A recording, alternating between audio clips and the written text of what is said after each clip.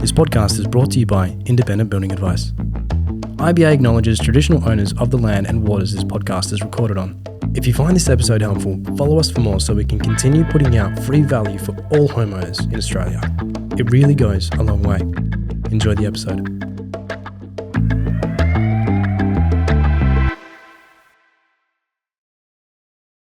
Welcome back, Dom. Homebuilding Podcast, part 2. Been a little while. Yeah, exactly. Almost a minute. Yeah. But look, we've covered the first 3, which is, starting your first home, obviously. Then when you've got young families, how to design your home for young families. And then you've got, we're obviously looking at, teenagers. Things change. Kids want to be a bit more independent. So today we're going to cover the next 2 phases. Now, obviously, people spread across these. This is just our way of pigeonholing and ways to think about it, different stages of your life and your family's life. So the 2 we're going to cover today is the kids are older. They're now young adults. They're older teenagers. That some they're probably driving now. They're at uni, TAFE, they're studying. They have no money. They're might be still working at McDonald's. Who knows? And to buy a house is getting pretty bloody expensive. Yeah. They can't afford to move out. They got boyfriends, girlfriends now, and they got to plan for the future. Or their grandma or your mum, your dad, or something like that. They might move in with you, and you got to cater for that as well. And it's a real. It never used to be this section. We never really had this going back 5-10 years. Now it's big. It is. Yeah, absolutely. It just comes. It's just. I think probably like you said, in the last 10 years, it's kind of really it kind of grown into that, and then in the last 5 years in particular, I think with affordability, it's just made it almost impossible for young adults to get their own first home. Yeah. Which is in the last episode where I explained why those first 2 are merging a little bit because everything's happening a little bit later. Yeah. So on that also. You might live in a really nice area and they're used to that. Yeah. And then they're buying their first home and it's South Kalgoorlie because that's all they can afford. That's right. And they're going, I don't want to live there. And the parents go, I don't want you to live there because you're so far away. Yeah. And they might buy that as an investment or something like that. So, that's right. Yeah. Yeah, that's right. There's obviously we're talking quite generally. There's different aspects, I suppose. But it's about how to battle that now in the next phase, right? So if you are kind of, most of the time you would have your house, you would have had your house already, and you're just catering for it. So a lot of people were either renovating, adding granny flats, or not so much building in that point in time. Yes. And obviously just waiting for that time when the kids can obviously afford to move. Yeah, or you can extend your home, or you can go to the second floor up. I think the big problem you have here is 2 big problems here. Is how long? Yeah. Like, if we do this extension or renovation, are they going to move out 2 years later? And that's a real issue because you might be doing a whole heap of work here and no need. And you might have a granny flat, and we'll touch on that in a second because that's a really good way to go. But how do you cater for that? Because they're not really thinking about you so much. They're more thinking about themselves, about, their careers, lifestyle. If they meet a boyfriend, girlfriend, whichever, and they go, you know what? Let's move out and get our own place, then refer back to part 1 of this. Yeah. But if they do that, then that's cool. But now you got this massive mansion, of a home that if it's just, you and your partner or just you by yourself, you've now got to cater for that. So in the previous podcast we talked about, you got to think about where you are now and your next place if you're thinking forever home. I think this is one stage you really can't think about this as your forever home. That's right. If you're doing a big extension because it's just going to get too big for you and you're not going to enjoy it because you got to clean this thing all the time. That's right. So I think you need to think about this stage and make sure it's good for resale because it could be a year, 2 years, 5 years, forever, who knows. Yeah. And the next stage is a different one. So the next one is empty nesters and downsizing. So I think you could do the granny flat where you do a separate structure, but you're spending $250,000 plus on this structure. Yeah. I think that's a great way to go if you've got the room and it's just a separate thing altogether because it is expensive to extend your home and chop it up and then extend it. That's right. So sometimes a separate facility is great and awesome for rent, like renting these out. That's what I was going to say, yeah exactly. So that's why I think sometimes granny flat is appealing to people. I think obviously because of the most recent changes with the allowances that the council has given as well. Like that. Yeah. So, they've made it easier for people to add the granny flat. Yeah. Obviously, they see there's a big issue with supply. So splitting up what's currently here is obviously allowing people to kind of increase their density. But having the granny flat, all right, if the kids are going to be there, have their complete separate space that they can access, on their own rather than going through the house. And then eventually, if you're quite, say you're in Netherlands or something like that, where you want to stay for forever, you can then rent that out. You can then have family come stay. It can be you can utilize it quite well, rather than extending the current house, which is going to cost you a lot, going to put you out of home for probably a year, and then you're kind of stuck with. Well, you could live there, but well, that's right. There are options too. Drilling gets old, but yeah. I mean, look, doing extensions to your home also makes a lot of sense. Yeah. But there's a lot of expense with it. So if you're extending your home and putting a granny flat as part of your home, and it's completely detached, you have to allow other things like longer driveways because you allow for extra parking. It's council requirements. That's right. If there's no access between the two, you have to allow for firewalls, all these other rules. And there's tricks with this that we can do where we can put a door between the two rooms, and basically that means it's part of the house and you can get away with all that stuff, which saves you a lot of money. That's what we design really well. So these are options for you if you want to do that. But key things you want to look at is that, especially for teenagers or things like that, is that they have their own access way. They can get in and out of the home because they're adults now. That's right. They really don't need to hang out with you unless they want to. And so they want to come and go as you go. You don't want to hear the car pulling out every time. If they're having friends over, they want their privacy, which is why detached works well, but depending on your block and access. Right. Yeah. So I think you've got to really think about your lifestyle and theirs as two people living there together. That's right. Yep. Yeah. So we say, when I first got into the industry, there was a lot of drive for dual key. Yeah. And that the dual key itself was more so that the kids were looking after the elderly parents. What's dual key, mate? Can you just explain that? So dual key is essentially, it's all under the one roof. Essentially, it's one house design, but it's split by either a firewall or you can have access between the two, which obviously alleviates that. Yeah. But it's two houses under the one roof. Yeah. So they have their own completely separate entryways. They'll probably share something like a laundry, or they'll mainly share the backyard. So essentially, there's two families under the one roof that can go about their own business without getting in each other's way. So it's not giving the kids a spare key. Dual key is two different. No, that's right. Yeah, front doors. That's right. Yeah. I'm glad I know that. I'll write that down. Yeah. But it's essentially what a lot of people are doing for the elderly parents. But it's almost like in a flip at the moment. So it's you got the kids staying longer. Yeah. With their parents. So it's about, like you said, it's almost an exaggerated version of the stage before, which is you're giving them space through rooms, but now it's almost like you want to give them complete segregation, so that way they can get access to the house without kind of going through areas that you use as well. Yeah. Well, by the way, there's heaps of designs like this on our website if people want to see what we're talking about. And we can probably put some in the notes as well. But yeah, because that separation, depending where you're at, like you want to have that privacy. And if you do have the door between the two areas, one, make sure, depending who's building the home, have the lock on your side, or put a linen cupboard or something in front of it, or a separate cupboard in frfront of it. So you don't want to be on a date with your partner, and candlelight dinner, and mum comes in or dad comes in and goes, "Hey, what washing you got?" I'm just doing a load of washing, and you go, it kills the mood. So you want to have that privacy, and for them as well. Like it's that, like a lot of young people with young families, they go, full-time babysitters is awesome, exactly. And that's a great way to go. But you want to make sure you have that separation. Noise, big thing as well. Yeah, that's right. And it's just about living your life, I suppose. And it's not something that a lot of the kids choose to do either. Sometimes it's just almost the situation. They just can't afford to get out. Just the way it is at this point in time. So it's obviously great that the parents are able to facilitate that. It's just about doing it in the right way for you in with your scenario, as well as your block size and your design of the home. So a lot of renovations as well, we want to think about utilizing that once the kids do eventually go.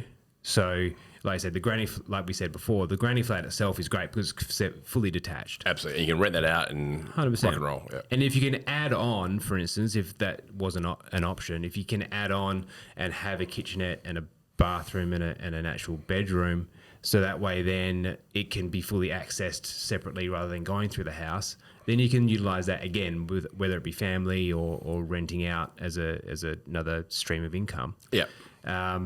Can also help down the track once the kids are gone. Oh, huge. So you've got to think about these things and how to do it, I guess, efficiently as well, because it's a lot of time and money to go through that if the kids are going to be out within 2 years. Yeah, pre-planning. And if you don't know, you don't know. And that could happen, but you got to allow for that. But I think you got to keep resale in mind. Yes. Because if they do move out 2 years' time, whatever, or you can sell it and it's going to cater for someone who's in that part of their life, which I think is important. So I wouldn't get too specific as you are, because it's a ticking time bomb that you really don't know. So on that, so just a bit of advice to people out there looking to do that. For one, have a chat to us and we can give you more advice. But one is, if you've got your parents or your kids or whoever where you are at with that staying with you, make sure you set out some really clear house rules. Yes. With them, and say, this is the rules of us living together. So no just walking in or, set times, text, whatever. Just whatever your rules are, just so you've got that privacy. Yeah. You got to catch up with your partner and have an honest conversation, just the two of you. How do you feel about my mum or your mum or whatever living together? And just have that honest conversation, because once you do it, you can't undo it. Yeah. And if you invite them into the conversation too early, you can't undo that very well without having people's feelings hurt. So just so be honest. How would you like my mum or my dad or whatever, and will this work? Because that's going to wreck your family and wreck your lifestyle if that's the case. We're doing one for a client at the moment, and we've actually created a retreat in their bedroom that's hidden away so she can decompress from his parents going, because it's just, that's something factored. Now, if it's cool and you thought about it and everyone agrees to it, have those rules in place. And it just means that you're going to have the best lifestyle you can. You can refer back to the rules that you've done. Yeah. Everyone's got their own privacy and their own space, because, I like my parents-in-law. I reckon they're great. Don't know if I want to live with them permanently, and that might change the whole outcome. But everyone's different. It's just something to think about. I think household-wise, it's not too far different to what it is for having in our previous podcast with teenagers. So you want to have your separate areas where the kids' bedrooms are different from the parents' bedrooms. You want to have, kitchens that overlooks the backyard and that, so you've got that surveillance. If you're going to have swimming pools, things like that. But you also want to make sure that your lifestyle sort of caters for them leaving and coming and going. You've got your own area. Yeah, well, that's right. If you're planning from the stage prior, then it generally in this stage isn't really an issue. If you've designed in the when the kids are older and they've got their space already, you won't have to resort to the full renovation and full extension type scenario.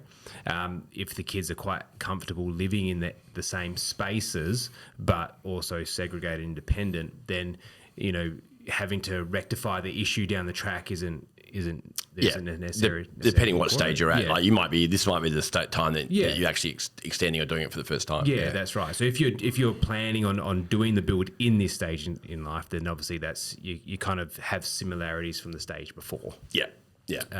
So it and again, it's a cultural thing as well. So like you said, the conversation that you do have, it needs to be done quite frankly, and it needs to be obviously open and honest. Yeah.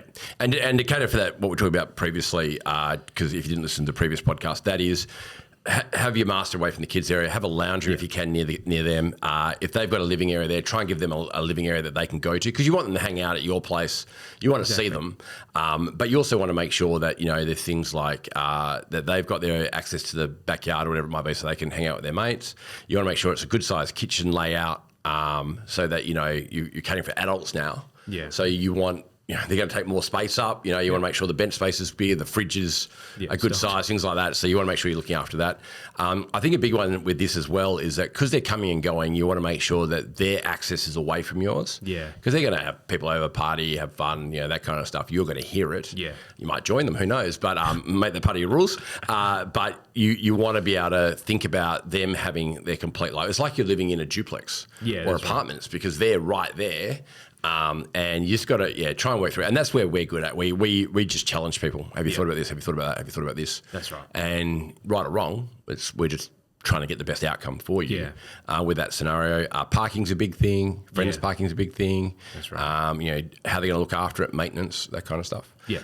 If you are doing this and you don't want to change location when the kids have left home and downsizing, and we'll cover this a bit in the next stage as well with downsizing, is what you really want to do is try and keep, if you're building a new home, you want to try and keep your core areas that you use in one area. So master bedroom, ensuite, walk-in robe, powder room for guests, and then you want to have kitchen, meals, family, all in one area, and laundry, obviously, that you use in the garage. So you don't have to go to the minor bedrooms, or you don't have to go to the teenage areas. Yeah. And that way, if they move out, you just close that part of the home. That's right. And you never have to go down there. And you've now got your main living area that you can just keep clean and look after. Yeah. So it still have to look after it, and it might be too big for you, but at least you've got your main area. And if they moved out, it doesn't really affect you. Yeah. That's right. And it's, you know, there's also, you know, when you are kind of downsizing, I feel like there's a point where you don't want to downsize too much, because again,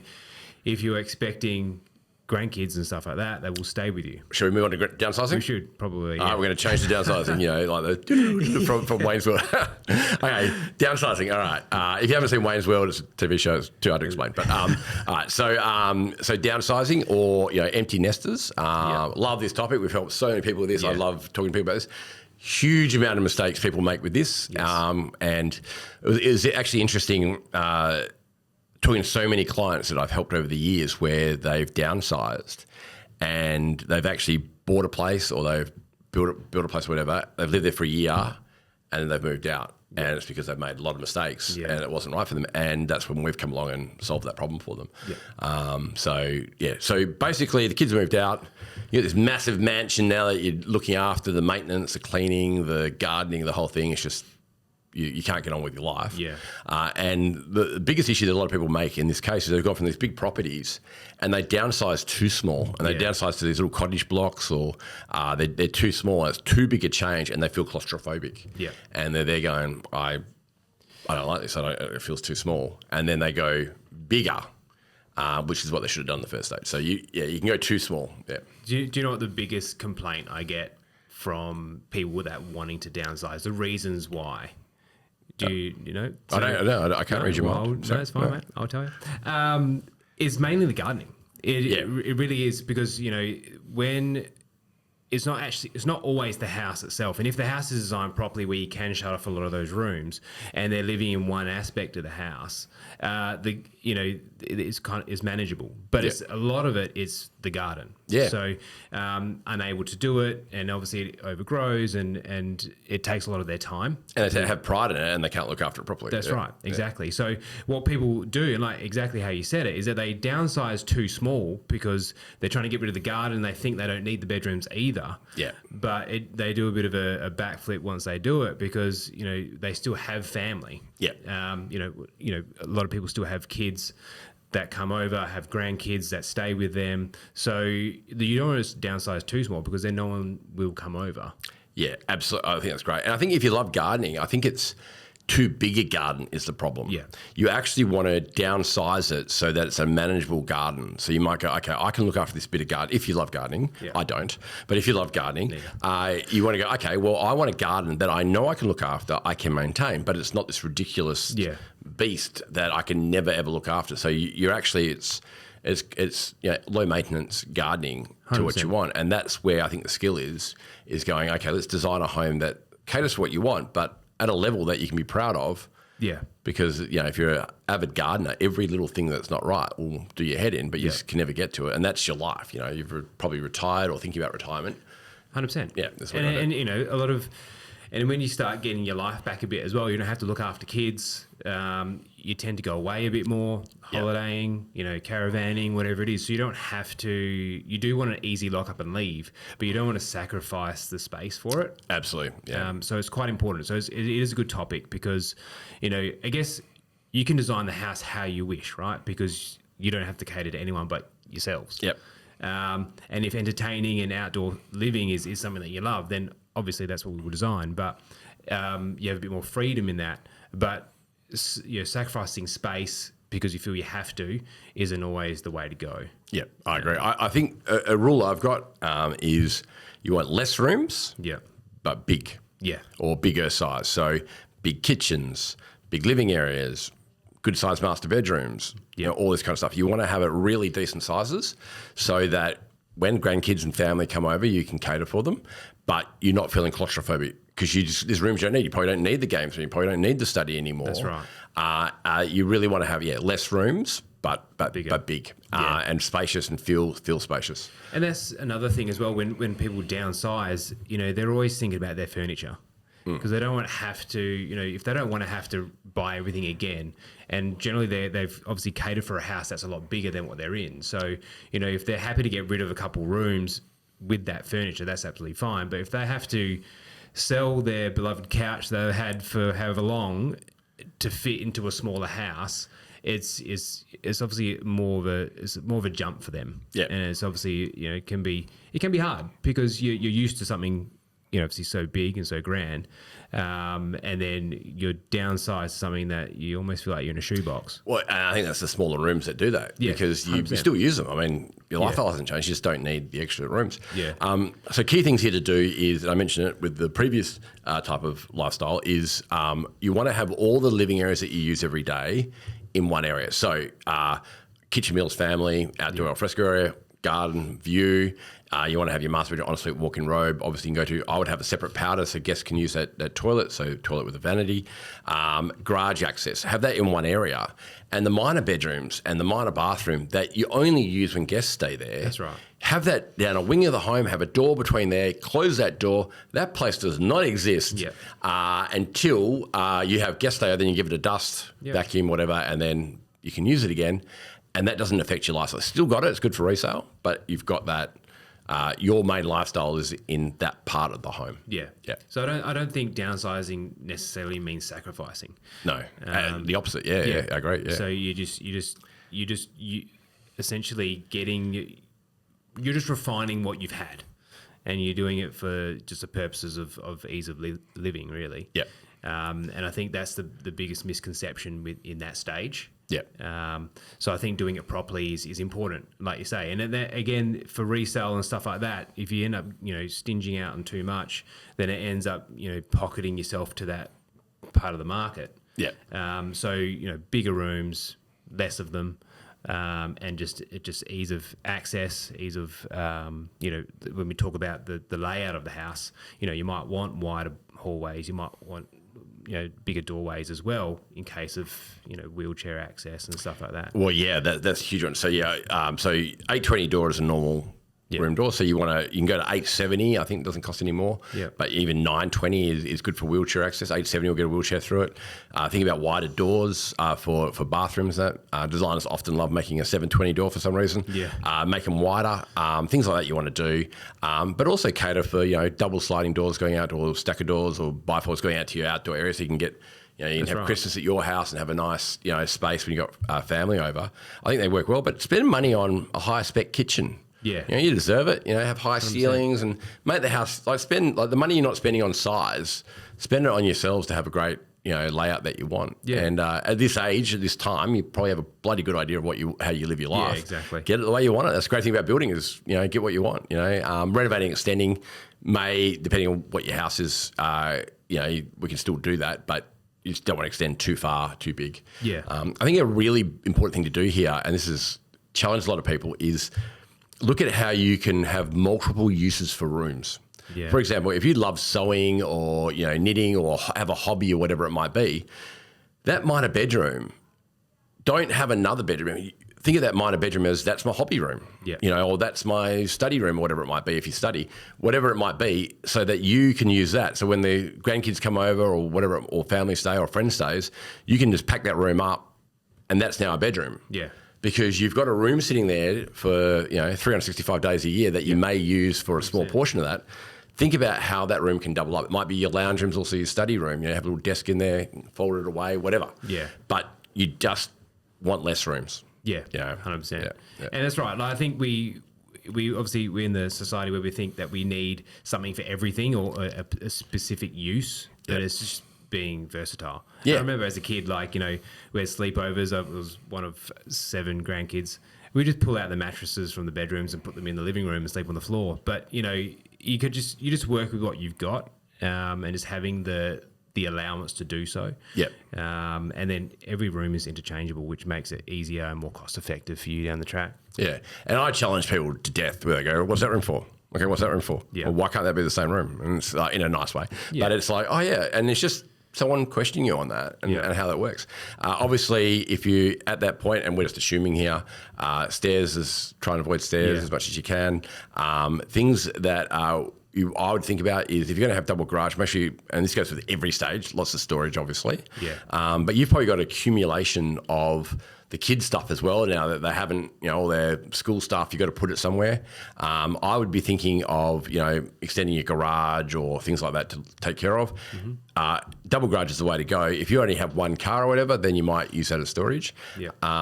Big things is if you're going to do the grey nomad thing, caravans and stuff like that, allow at least 3.5 metres. Probably 3.5 metres is ideal to the side of your garage to park a boat if you want, or the caravan, or it could be that, it's just extra parking if you want to. But that gives you that option for to have the caravan there, look after it, hoses out there to wash it down, whatever it might be, and easy access to these are the things that you want to think about with your home. Now, if you have a caravan on the side there and you push your home over, you want to have all your living areas on that side of the home so you have that view where you got a bigger setback. Yeah. So it's positioning of the home, and that's the things that you want to cater for now. You might go, I don't want to travel in Australia. I'm retiring. I don't want to do the whole travel thing. But you may change your mind. Yeah. So just cater for it. Every stage, like we say, life changes and is unpredictable to a certain degree. Whether it would be health or just your decisions to do something. Yeah. Because things can change on a flip of a dime. So it's about kind of probing them on those questions just to make sure. Yeah. Because if it isn't caravanning, then that's fine. We can utilize that space for something else. But stuff like storage is always a no-brainer, and it even comes down to, say, the layout of the kitchen, which I know you've had a podcast on that before already. But if you don't want your underbench oven kind of being underbench, you probably want a wall stack oven, so it's at eye level. Yeah. Stuff like that, which we can massive, which we can obviously cater for, and that's the beauty of customizing your own house with our advice. Then would think about these things so you don't have to. There's nothing worse than getting the keys and go, I wish I'd thought about that. Yeah, we can't cover everything, but we certainly go out of our way to try and do that. But yeah, they're the things you need to think about, and it's overwhelming because there's so many decisions to make. That's right. Of how to get the best outcome for yourselves. And there's also spacing, like, if you've got the dishwasher open or oven open and you need, let's say you're in wheelchair access, you might not need it now, but how do you get around all that and navigate that? That's important things for you. Yeah. Recessed sills in your sliding doors so it's nice and flush so that you're not stepping over it. That's right. They're trip hazards for you. And look, you might be able-bodied and healthy and the whole thing, but you might live here for the next 15, 20 years. Now, you don't, I was... what is it? Clint Eastwood's 95 and he's still directing movies. Like, you don't know, right? So you want to make sure you don't know how long you're catering for it, and you don't want something to happen in your life and you go, okay, I love my home, I love where I live, I now have to move out because I can't solve this problem there easily.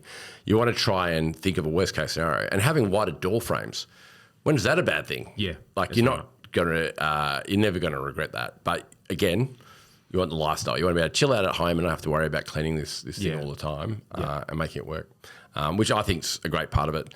But also when you're downsizing, you want, like you said perfectly, is you want your grandkids to come over and feel like they can have a good time. So you want to be able to cater for that. And I think it's important. You got to, depending on how many grandkids you got and where you're at, you want to make your house like an easy place to come, that they're going to love it, have fun, and you really want to maybe talk to your kids about that, about how they see what would work for things like that. So not go over the top, but have decent sized outdoor areas to play, the whole thing, to have barbecues at. Make your house a destination for people to go to. Yeah, that's right. And I think a lot of, when they do downsize to those smaller places and then they realise that no one is coming over because they just can't fit. I think, obviously as you get older, loneliness is one of those things as well. So you want the family to feel that they can come over and spend those gatherings with you. Yeah.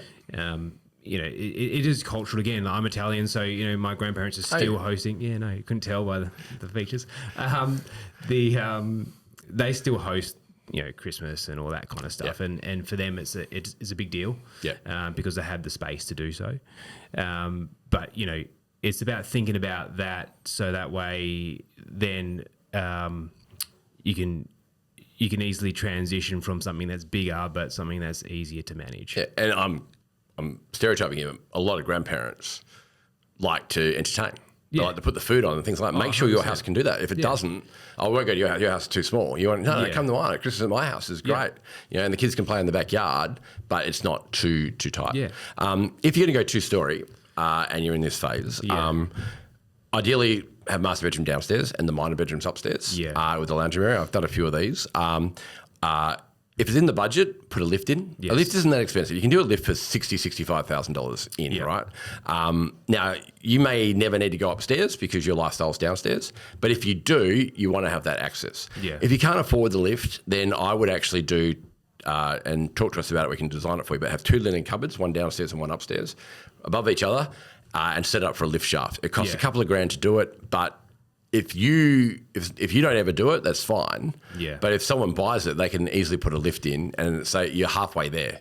But if you can't cater for it, you're cutting out a large portion of the population who could probably afford your home, but they can't get upstairs and they can't. So try and get, that normally, you allow, 1.8 by 1.4 or something space, linen cupboard above each other, lift shaft, and then people can retrofit it, or you can if you need it. It's future proofing. So it's just allowing that stage if it was to happen. It's the same with the big doors. You might not ever get into a wheelchair. You might, hopefully not. But that's right. But life happens, right? So whether it's the lift or the doorways, but it is. I think it's important to have majority of you living in the same space at that age. So like you say, you don't want your master upstairs.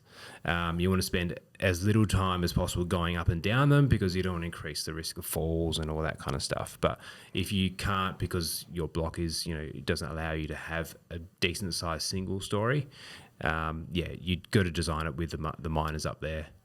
In my opinion. Yeah, absolutely. And they may not come over, or they may come over. It's just you don't have to worry about it. It's upstairs. I reckon that's great. And that separate powder room downstairs is a great way to go. My recommendation to anybody at any of these stages is with the powder room, make it a rule that no one in the house that lives there is allowed to use it. Only guests can, so then it's always clean. And that's at any of these stages. But then they're not going through your ensuite and things like that. So I think really bad for resale is when people have the semi-ensuite from the master where people use the same toilet, and people just don't like that. No. So if you have that separate powder tucked away, it's just, you just know it's clean.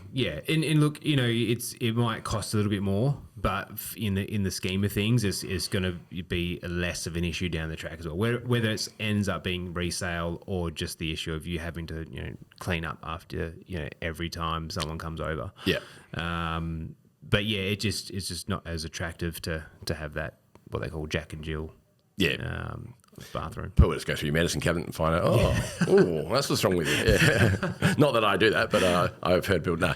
And it's just that privacy. People like that. Because again, think about resale, because this is going to appeal to a young family with young kids growing up, downsize. It's going to people who are just starting out. It could be couples who have no kids. It could be singles. Absolutely. So you're catering for them. It's not necessarily the bigger families that you're catering for. So you just got to think about resale and things like that work as well, which I think covers it really well. But like over the 2 podcasts here, we've covered really the 5 areas. So just to recap there, so you've got starting off your first home, it's getting in. But the next one is growing families, what to think about. Then obviously when you got teenagers or kids turning into teenagers is a big change between those two. It's probably the most dramatic change, that and downsizing. And then we've got, kids being older and downsizing. So if you're thinking about extending your house, renovating, or if you want to build a new home, we specialize in this. We sit down with people, we help them design the home to suit for them. We give them lots of advice like we have today. And then once we design the home up, we can actually find different builders for them and make sure you have a great experience. So thanks, Dom, for coming on. It's been an absolute pleasure. I've got a question for you. Okay.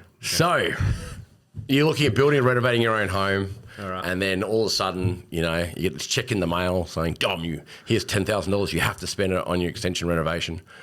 What would you spend it on? For me, I've always loved being somewhat off the grid. So for me, it will be probably a solar system and a battery setup.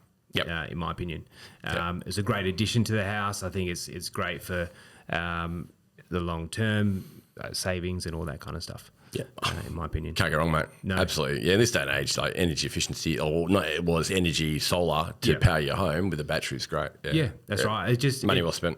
Yeah, that's what I think too, and it just gives you peace of mind as well when you do, because like air cons and stuff, they chew through a lot of power. So you have the freedom to obviously run them a little bit longer than you would if you didn't have that. In my opinion, investing in yourself, mate. I think that's great, especially with pools and everything like that. You need to upgrade those things, and great technology. Yeah, good move. Definitely. Thanks for coming on the podcast. Really appreciate it. No worries. Thanks so much. Thank you. If anyone liked this, please leave a comment. Love to hear from you. Thanks.